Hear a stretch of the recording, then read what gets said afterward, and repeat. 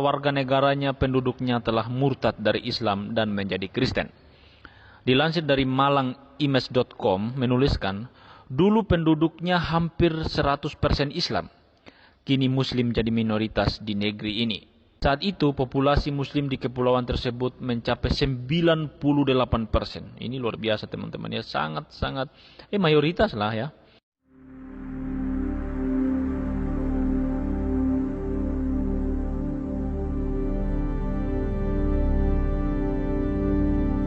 Bismil abi wal ibni waruhil kudus al-illahul wahid. Dalam nama Bapa, Putra, dan Roh Kudus ketiganya yang esa. Shalom teman-teman, selamat datang kembali di channel Kristen Indonesia. Terima kasih untuk teman-teman yang sudah mendukung perkembangan channel ini lewat subscribe, like, komen, bahkan yang sudah share video-video dari channel ini ke banyak media sosial teman-teman. Terima kasih banyak, Tuhan Yesus memberkati. Mari kita terus mendukung channel ini, kita terus share video-video dari channel ini agar hal-hal yang disampaikan dalam channel ini boleh menjangkau banyak orang, sehingga banyak orang yang boleh mendengar kebenaran dan pada akhirnya mereka percaya kepada Yesus Kristus. Nah, teman-teman, pada video kita kali ini kita akan membahas tentang negara yang dulunya itu adalah mayoritas Islam, hampir 100%. Tetapi sekarang Islamnya telah menjadi minoritas karena rata-rata warga negaranya penduduknya telah murtad dari Islam dan menjadi Kristen. Dilansir dari malangimes.com menuliskan, dulu penduduknya hampir 100% Islam. Kini Muslim jadi minoritas di negeri ini. Ya. Dalam berita ini dituliskan, dalam catatan sejarah ternyata ada beberapa negara di Asia yang dulunya sebagian besar penduduknya adalah Muslim.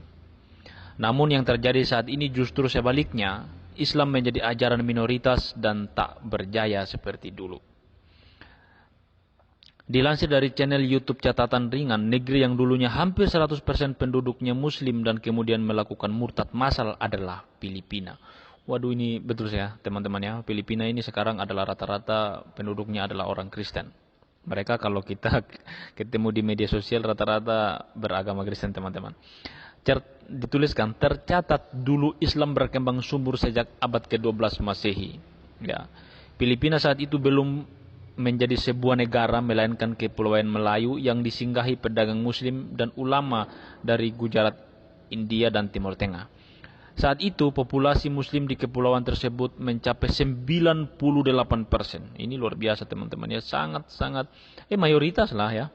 Sedangkan sisanya adalah Hindu, Buddha dan animisme. Sebelum jatuh ke tangan bangsa Eropa, Islam masuk ke Filipina melalui seorang ulama bernama Syekh Karim Al-Makdum. Selanjutnya di sana terbentuk beberapa kesultanan Muslim, yaitu Kesultanan Maynila, Kesultanan Tondo dan Kesultanan Maguindanao.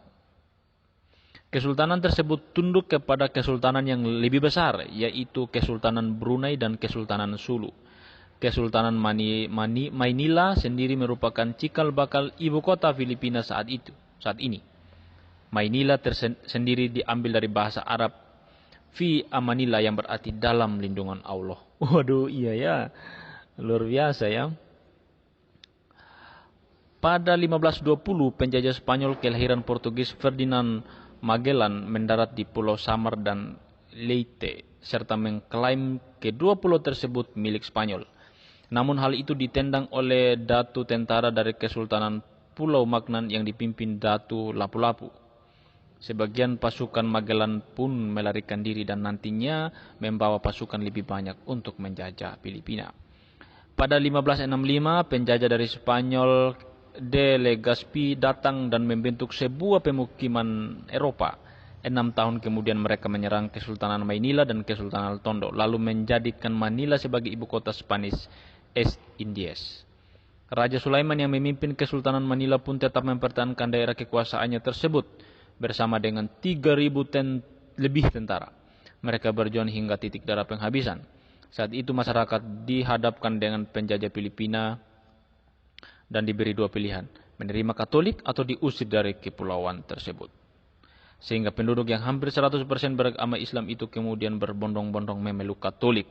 Tak hanya itu, Spanyol juga memasukkan sebagai berbagai unsur Eropa mulai dari bahasa tulisan hingga sistem hukum. Sementara sebagian Muslim yang menolak masuk ajaran lain saat itu melarikan diri ke Mindanao Daerah ini merupakan satu-satunya yang menentang Spanyol dan semua yang dibawa. Mereka melakukan perang gerilya sebagai perlawanan. Muslim yang ada di wilayah selatan Filipina itu oleh Spanyol diberi julukan orang Moro yang merupakan padanan dari kata Mor. Mor sendiri adalah bangsa keturunan Arab Spanyol beragama Islam yang dulu menguasai Andalusia. Orang-orang Moro ini pun berusaha untuk memisahkan diri dari keluarganya yang tinggal di Filipina Utara dan menerima begitu saja ajaran Spanyol. Mereka menilai keluarganya tersebut telah menjual akidahnya, sementara penduduk Filipina lainnya menganggap bahwa orang-orang Moro adalah pengkhianat dan teroris bangsa. Sampai sekarang pun pejuang Moro dan tentara Filipina masih sering bertempur. Iya ya. Pada tahun 1898, proklamasi kemerdekaan Filipina dibacakan. Kemerdekaan itu didapat saat Filipina dijual oleh Spanyol ke Amerika Serikat dalam sebuah perjanjian. Saat itu, Filipina merupakan negara sekuler dengan gaya hidup seperti orang Amerika Serikat. Namun masih ada beberapa jejak Islam di sana. Antara lain Masjid Syekh Karim Al-Makdum yang masih berdiri kokoh. Ya teman-teman sekalian, itulah negara Filipina ya teman-teman ya. Dulunya rata-rata mereka adalah Muslim ya 98% dan dibuktikan dengan masjid yang masih berdiri kokoh sampai sekarang ya teman-teman ya. Dan akhirnya mereka menjadi Kristen ya, percaya kepada Yesus. Memang perjalanan mereka untuk menjadi Kristen tidak terjadi dengan cara yang baik ya teman-teman ya. Harus diakui itu bahwa mereka dijajah oleh bangsa Spanyol lalu kemudian ya dipaksa untuk menjadi Kristen.